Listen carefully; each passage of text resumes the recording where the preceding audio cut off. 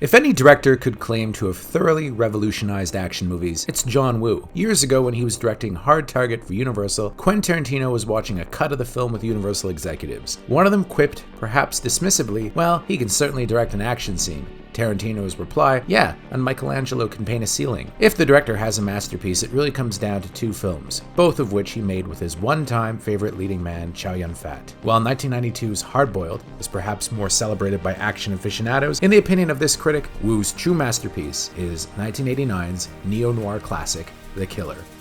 So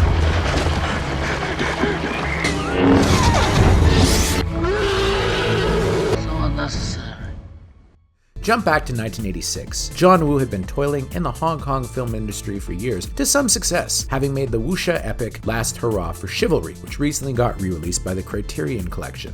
Hey, that's pretty good. Yet, the industry was in turmoil. Audiences had tired of old-school wuxia epics, and the famous studio Shaw Brothers was having a hard time cranking out hits. Instead of period martial arts action movies, Hong Kong audiences preferred Jackie Chan's more contemporary, Western-flavored films, like Wheels on Meals, not Meals on Wheels. Oh. Sorry. And Police Story. The action genre changed even more when Woo got the go-ahead from high-profile director and producer Choi Hark to make A Better Tomorrow. This gangster epic would be John Woo's major breakthrough as an action director, with it being one that paid homage to some of his biggest influences, including Sam Peckinpah. His tale of loyalty and brotherhood was not an obvious hit, as it starred a washed-up Shaw Brothers star named Dai Lung and a cantopop singer named Leslie Chung, who hadn't yet become a proven star. Leading it all was a TV actor named Chow Yun-Fat, whose career was at a low ebb. A good-looking guy, Yun-Fat didn't fit into the mold of a Hong Kong action star, as he wasn't especially proficient at martial arts. Not quite my tempo. Here we go. 5, 6, and... As was more in the mode of someone like Alain Delon or even Steve McQueen. How is the action hand? Pretty useless. Perhaps it'll get better. Perhaps it won't. In A Better Tomorrow, he would play the secondary role of Mark Gore, a triad killer who remains fiercely loyal to his friend, played by Dai Lung, after the latter is sent to jail. Yun-Fat would steal the film right from the start, with his sunglasses and trench coat wearing gangster plucking a counterfeit $100 bill off of a press and using it to light a cigarette. It was the kind of anti-hero swagger no one had really seen at the time, especially not in Hong Kong. By the time about half hour in that Chow Yun-Fat walks into a tea house with two guns blazing on a path of vengeance, a star had been born. Overnight, he became the biggest actor in Asia, to the point that when they made A Better Tomorrow 2, Yun-Fat was brought back as the star, despite the fact that his character actually died in the first film. Instead, he would play the character's similarly skilled twin brother, Ken. While these movies were hits, Woo and producer Choi Hark had a falling out over the third film, which was to be a prequel centered on Mark Gore's days as a mercenary in Vietnam during the fall of Saigon. Hark would direct the movie himself, while Woo would revisit the themes in his magnum opus, Bullet to the Head. But first, Woo, who was considered nearly unemployable after falling out with Hark, would make his stylish gangster thriller The Killer, in which he would perfect his kind of action movie, and make Chow Yun-Fat an international icon in the process. I'll take you home. Who are you? A guy who enjoys your singing. In the movie, Chow Yun-Fat would play an enigmatic professional killer named Jeffrey, who accidentally blinds a nightclub singer played by cantopop princess Sally Ye during a nightclub shootout. Plagued with guilt, he begins following her and wants to make enough money to pay for an operation that could restore her sight. In some ways, it's actually very reminiscent of a Douglas Sirk movie from the 50s called Magnificent Obsession with Rock Hudson, crossed with Alain Delon's Jean-Pierre Melville movie Le Samouraï. Why is it so dark? Relax. It's turning cloudy. He takes on a dangerous job but is betrayed by his triad boss, leading to him declaring war on his employers. Complicating matters is the fact that he's being hunted by a cop, played by Danny Lee, who's essentially the Dirty Harry of Hong Kong. Be careful what you wish for, punk. No!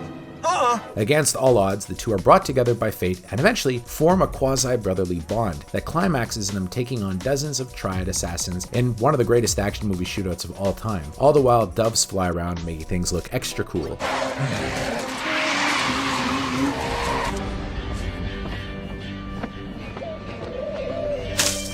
Wu was given total freedom thanks to the fact that the movie's two stars, Chow Yun-Fat and Danny Lee, were also partly the financiers. He would have an amazing 90 days to shoot the movie, which led to him crafting action scenes that are breathtaking in their intricacy. The film would pay homage to one of Wu's greatest influences, the aforementioned Jean-Pierre Melville, and it would usher in a new wave of movie making in Hong Kong that for a while made it one of the most exciting film cultures in the world. 100,000 US into my account now, and another 200,000 on completion. No money, no action, Mr. Wang. Choi Hark, Wong Kar-wai, Ringo Lam, so many amazing directors would emerge. A lot of them would go over to the US and are actually still making movies in China to this date. Surprisingly, the film, along with many of Wu's movies, was only a middling success in Hong Kong. What? No. With Wu blaming the fact that it opened directly in the wake of the Tiananmen Square massacre, an event Wu himself would directly call out in his follow-up, Bullet to the Head, which is perhaps why that film is so hard to see nowadays, which is sad because it is one of his great movies. Where the killer really excelled, however, was in the West,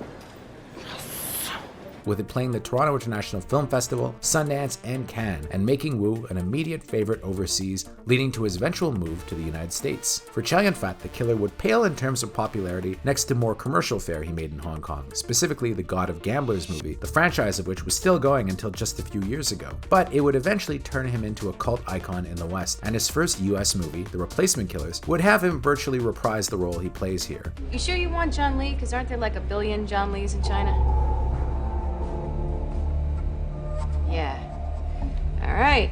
John Lee it is. Sadly, Wu and Chow Yun-Fat have not worked together in a long time, with many blaming a salary dispute from Redcliffe.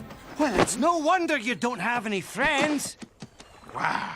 Only a true friend would be that truly honest. The Killer stands as a remarkable film with the choreographed carnage magnificent to behold, but the film is also noteworthy for the touching bromance between the cop and the killer, with Danny Lee also excellent in a role that's often underrated next to Chow Yun-Fat. I can do my job, but no one trusts me.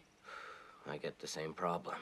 Technically, the film is impeccable by Hong Kong standards, although the soundtrack, which was mostly composed by Lowell Lay and is quite effective, does reuse a ton of the score from Walter Hill's Red Heat by James Horner. Wu had done the same thing in A Better Tomorrow, using a lot of Peter Gabriel's score for Birdie, and by the time Bullet to the Head would roll around, his films started to be watched in the West, and he'd have to abandon this practice, although he still used a lot of Stuart Copeland's Wall Street score in Once a Thief. While Hong Kong action fans would often cite Hard Boiled as Wu's greatest film, to me The Killer has more depth and tragedy, with it one of the most soulful action movies ever made. It's a movie that was almost remade by Walter Hill with Richard Gere and Denzel Washington in the 90s. Richard Gere would have played the killer, Denzel Washington would have played the cop, and a script does exist. Alright, well, so it was a real client. Boom!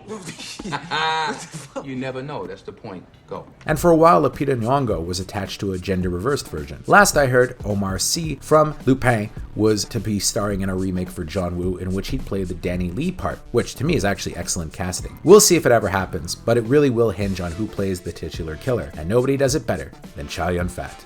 No problem. Whatever you do now, I'll be with you every inch of the way.